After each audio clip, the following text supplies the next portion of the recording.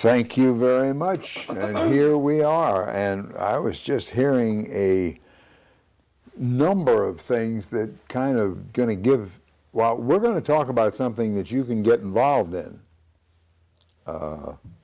And something that is very important to our community. And I'm looking now to see how many children are involved. Franklin County CASA, C-A-S-A, Court-Appointed Special Advocates. Did I say that right? Yes, that's correct. Okay. Introduce yourself, please, ma'am. My name is Samantha. Marianne and I work with the CASA program, the Court-Appointed Special Advocate program in Franklin County. We serve a number of kids through the court system here locally, and then the building that we work out of, the Child Advocacy Center, also serves children from Franklin County and then different jurisdictions like Henry County and Martinsville. And That's sometimes right Roanoke. where is that located? We're across from the courthouse, we're the building up from the News Post, Right. on 300 South Main Street. Very neat place that was built and completely remodeled just a few years back, and they do lots of good work, and some of it is done very boldly, some of it is done very confidentially because of the nature of dealing with children. Yes, sir. And yet the children have an advocate and the children are supported, and it's something that I think very much of and think that how important it is. Volunteers are court-appointed special advocates.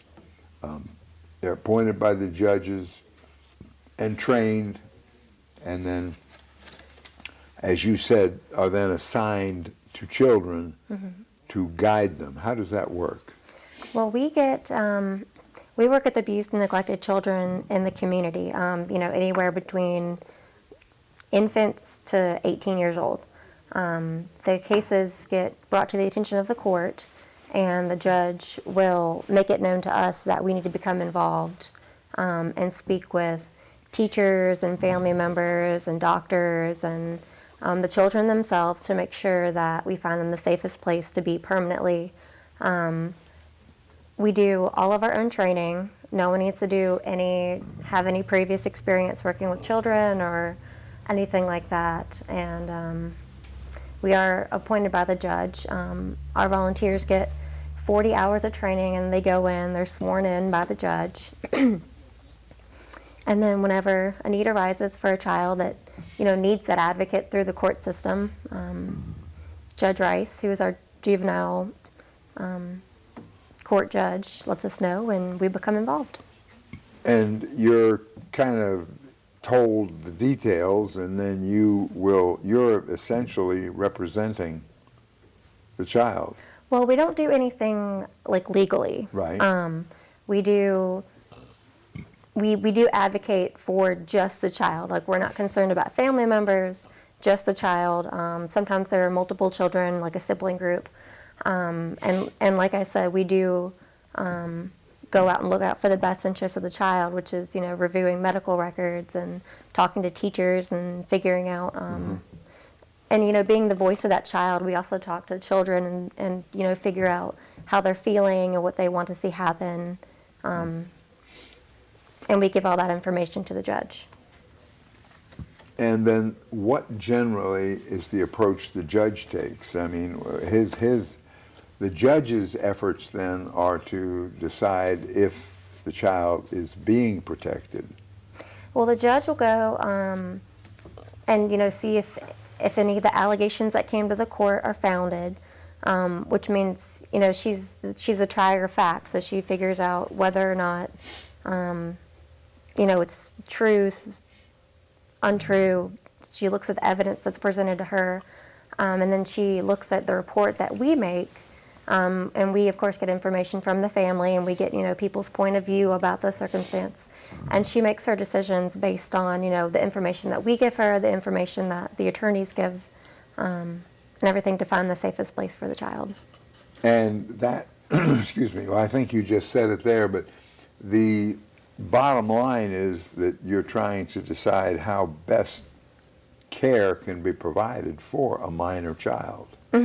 We, some of these kids are not in safe homes or not safe situations, and, it takes sometimes, the judge would like the information, the input from different family members and family who are asking for custody of the child, and she can't speak with them personally, so we go out and we talk with them, and, we figure out whether or not, is that a good placement, is that a safe place, is that an appropriate place? So it's something very important for a child that's under duress.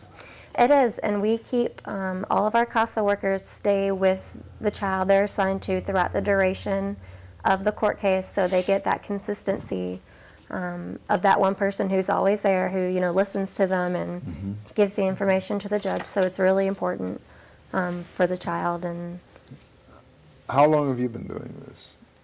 I started doing this back in my position back in like July of last year, but I'm actually the daughter of the lady who founded the Franklin County CASA branch, so I've kind of been involved in it throughout my entire life. They had you good right from the beginning, Yes. huh? I was the guinea pig child. All right, but you must have found that you enjoyed what you were doing. Yes, it's really fulfilling to see the good outcomes, and you feel good about knowing that a kid who was in a not safe a place where they were sexually abused or physically abused, or they weren't being given proper nourishment or medical treatment. Seeing that someone takes the time to care about that, a child that they haven't even necessarily met yet, but saying that, oh, you're important and I'll make sure you're safe is really fulfilling. Now, the child is living in an environment that may or may not be a good one. But that's not up for us to decide. We just gather the facts from speaking with people, whether or not the child stays where they are, whether or not they move, whether or not the evidence of the allegations are founded is up to the judge. We just provide information. All right. Yeah, well, but that's not necessary for you to have to make that choice. But the very good work that you do in gathering information. Yes, it's very important because that's the thing. Is this the kind of a job that is out there for other people to do? Is there such a thing? Is this a career path? Well, there are different CASA programs throughout the nation, and you can go into it as a staff member, yes. We're currently looking for volunteers to be our advocates, who are the people who actually go out and speak with the children and the families and everyone. So, is there an average age of child that you would be dealing with? There's not an average. It can be anywhere from an infant to an 18-year-old until they turn into an adult legally. Sometimes more difficult to deal with an infant or a 5, 6, 7-year-old because they're not quite at the point, and they're still fearful of a situation, perhaps. And sometimes, they're not as vocal, but we also give, our volunteers will come in and they'll say, oh, well, I really like working with this specific age group. So we try to gear them towards the age group that they prefer to work with, and that they're comfortable with and think they can manage really well. And all our volunteers have good staff support if they ever, because we do get our volunteers and they go out to, homes and they look and see, oh, is this a good place? Is this, clean? Is it safe? Is it appropriate? So if they ever need anyone to go with them, or they have full staff support. Do you go out and do that? I have not personally. I've never had anyone ask me to go out. Our director has. And she does that regularly with our advocates. So somebody else would go out and do it, but then you get the person to deal with, the person that needs advocating. I don't understand your question. I'm Well, sorry. I mean, then it comes to you to deal with the person. We, the advocate is the person who deals directly with the family and the people, But if they ever need any support, if they need, us to talk with the family or anybody for them or with them, Right. then that's what we do. That's And then we handle the cases, like when we get the documents from the court and when we go to court hearings and stuff like that, that's stuff that we handle, the staff handles. Do you get documents and papers and court records in that would bring you to a point of, this is what's going on, then you have to deal with it?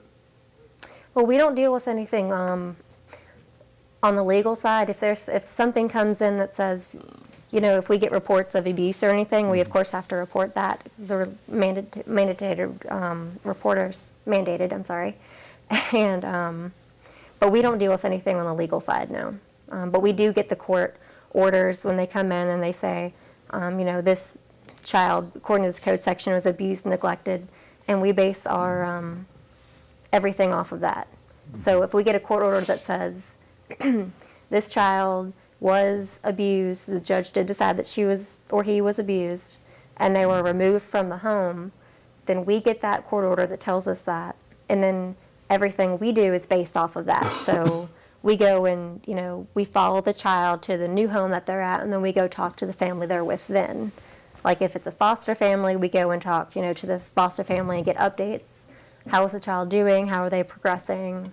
You keep your hand pretty much in it to make sure that that child is getting the proper direction and treatment. Until we're released by the judge. Okay, wow. So sometimes that can be, a month, and sometimes that can be up to, 3 years. That's what I was thinking. It can be a very long process. When you were explaining it, and it may have to do with the severity of the case, or it may have to do with getting enough people together to deal with it, but it could be a very complicated thing. And you stick with that pretty much, though. And that's where the consistency that comes in. That's really important for the child. They know that that person is always there for them. If they ever, need anything going on in their life that they want the judge to know, that person will talk to them, and they're always there. Is this program available to other people that might want to do it? As in volunteers? Yes. Yes. We are looking for volunteers. Our training actually starts this afternoon at 6 o'clock at the Southern Virginia Child Advocacy Center. And we're asking for people in the community to volunteer their time. It is a little time consuming at first. We do all of our own training, which is why we don't require any experience. So we do about 40 hours of training and then some courtroom observation hours. So they know, what they do when they go in the courtroom and watch the hearings and stuff like that. If somebody wanted to do that, could they go today? Yes, of course. We welcome everybody. Wow. And is it a situation where you are generally always in need of having advocates coming Yes. on board? Yes. You can always use some more people. We can always use hands. We're serving probably about 75 children right now, and we've got maybe 25 to 30 volunteers. So that's a lot of children that are being served by a few number. And then of course we always have cases coming in. So that need for more people to handle the volume of children is always there. Would you recommend this? Now, I guess you have to be a simpatico person. I think you have to be somebody that understands people and can work with people and be comfortable with it. But you are periodically presented some difficult situations, and it's important to know how to do that. It is, and that's part of the training we do, and part of the staff support. And our volunteers are exposed to a number of different individuals, people who are having tough, running into tough living situations, or just anything that can happen to anybody, really. So having really good people skills is pretty important. We ask that our volunteers are over 21 and be able to pass a background check. Well, and then we provide our training. I think what you're doing is magnificent. Children get sometimes lost. They can fall through the cracks. That's right, badly. And if this organization and this intermediary source that stops everything and tries to get control of it was not there, you'd be losing a lot more children. Maybe. It's definitely made a difference in the lives of a lot of children Okay. who've had significant events happen to them. So, All right. How does somebody reach Franklin County CASA? well, anyone can call our office at 540-484-5566. And we're also located at 300 South Main Street, and that's one building up from the News Post, and we're kind of diagonally across from the courthouse. Amazing thing done, folks, for by good people to, for lack of a better word, protect.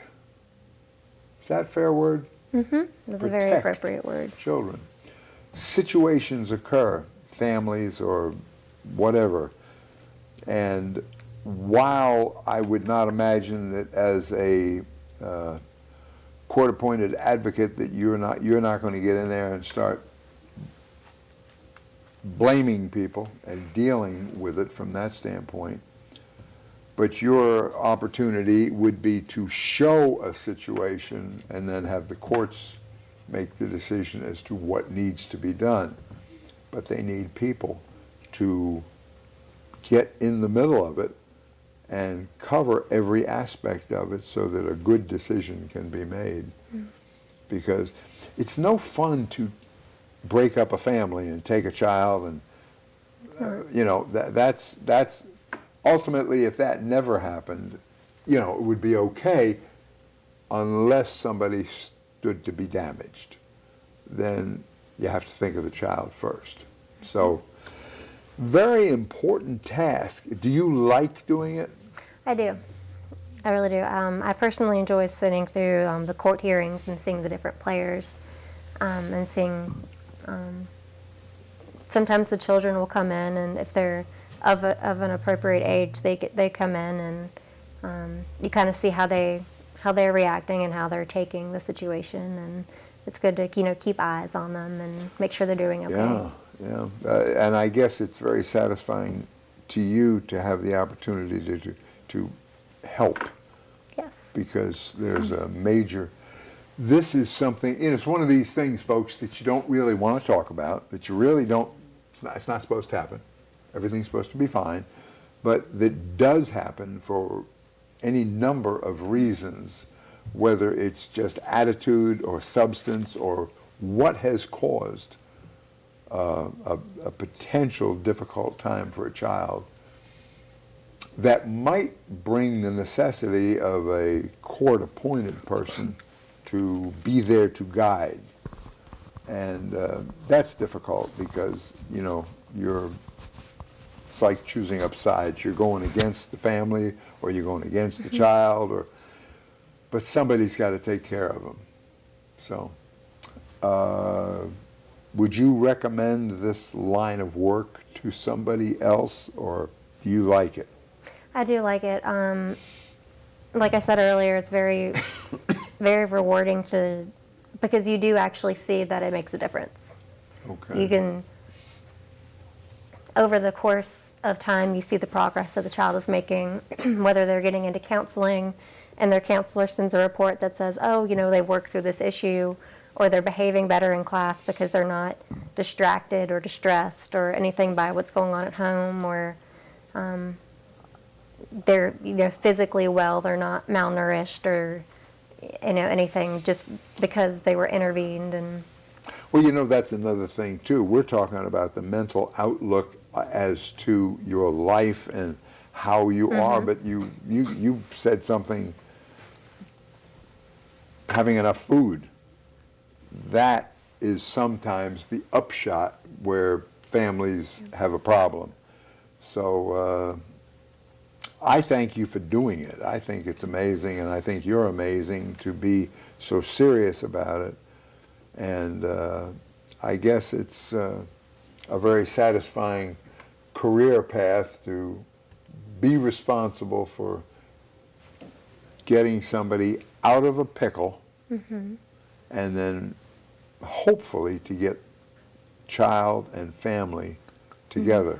And, like I said earlier, we don't want to break up families, but Yep. it's what's in the best interest of the child. We're not, going in as, oh, you're a horrible person and we want to take your child away. It's what's in the best interest of the child. And the volunteers that we do have, I've never heard a bad thing to be said about their experience. It's always wonderful. And being the volunteer, you get to go out and you personally meet the child, and you're talking to all these people, so you become really involved in their lives. So you get kind of attached to them. And you Who personally heads that up firsthand. now? Karen St. Clair is the director of the CASA program. Okay. Wow. Good stuff. Good education for us all about this going on. People can opt to say, this sounds like something I'd like to do, and could get the classes and schooling and become court appointed. Yep, and we're asking for volunteers for people to come in and, give that time and give back to the community, and we appreciate our volunteers and the people who do that so much. Because, it is a volunteer opportunity. It's pretty time consuming in the beginning. Yeah. As you go on, you probably give maybe 10 hours a month once you start getting into the program. So like I said, at first it's time consuming. It might seem a little bit overwhelming, but in the long run, it's a worthwhile commitment. Amen. It's good business and worthwhile business. And what better than to be there to guide and support through no fault of a child's own time and place. They didn't cause a problem, but somebody else did. And this particular situation is the guidance for keeping that on track. Very important, very important. So you're looking for special advocate. You're looking for more people to do this, I take We it. are. We're looking for people to say, this sounds like an important thing. I want to volunteer my time and become active in the community and helping kids. Just come in and we'll Any special do all the training. Training or needed? That's why we do have the 40 hours of training, and that's why it's so many hours and so strenuous right at first, because we do all of our own training. We frequently get a lot of teachers or previous law enforcement officers or something, but that's not required. Wow. It's anyone who has an interest. Well, I congratulate you for what you do, because I think it's amazing and it is to be appreciated. Children, especially younger ones, are not in a position to advocate for themselves. They may think they are, and they may try to do it, but problem is nobody listens when you're young. And that's what our volunteers do. They listen and they, Listen. tell the judge. Oh, And boy. she listens as well. Yeah. Thank you for what you do. That's Thank you neat. for having me on. Yeah, well, it's Appreciate good. It's good to learn about it, and it's good to understand that more people can get involved in this. There's always available. And would that be to contact Southern Virginia Child Advocacy Center? Would that be a good place to go if you thought you wanted to do this, and somebody Yes, sir. could direct you from there? Yes, sir. That's where the program is stationed out of, is the Child Advocacy Center. Child Advocacy Center. Children's Advocacy Programs of the Blue Ridge. And that's at 300 South, Child Advocacy Center is 300 South Main Street in Rocky Mount. Yes, It sir. is a good thing. Yes, sir. It is a good thing. Would you say this young lady is very, very well directed by her own beliefs of what has to happen and how important it is? And I feel that way, and I feel just a little bit more comfortable after just sitting here speaking to Samantha now, because this is a big deal, because children sometimes get lost, and it's only because they really are children, and they can't, they can't fight back, but you don't want them to have to fight back, You want No. someone to represent them so that it can get smoothed out and then they move on to the next thing. Thank you for talking about it. Thank you. Over the years, I've met so many people connected with it, and it's been such a good program, and I appreciate very much you coming down here and keeping us aware of it. Thank you. I appreciate Yeah. the opportunity to spread the word and ask for volunteers. Let's see, a good phone number for this? 540-484-5566. Okay. 300 South Main Street. Yes, sir. All right, that's an easy one. 300 South Main Street, you can remember Yeah, that. 6 o'clock tonight is when our first training begins, and anyone can drop in and So if feel it somebody out. hears this and says, hey, maybe I'll come down there and take a look, you would say that's good. Yes, that'd be wonderful. And drop in, see if it's something you think you'd be interested in. Sometimes it is, and sometimes it's not. But no, you won't know if you don't give it a shot. Get down there. And just think, you're doing something so good for somebody that may be not able to advocate on his own or her own behalf, because they're in the middle of it. So you get this, that's what the point of the advocate, somebody that's kind of on the outside looking in, that sees and understands and supports. It's kind of a neat thing to do. You look at it and say, gee, I'm sorry all this happens. Well, I agree. We wish none of it did, but sometimes it does. And to have CASA and that advocacy program, and CASA does a lot of things, but this particular part of it, I think, is very important. Thank you for bringing this to us. Thank you very And much. thank you for what you do. Thank you. Ladies and gentlemen, I hope you learned something, and I hope if something that turned your head a little bit, it's entirely possible you might like to be involved.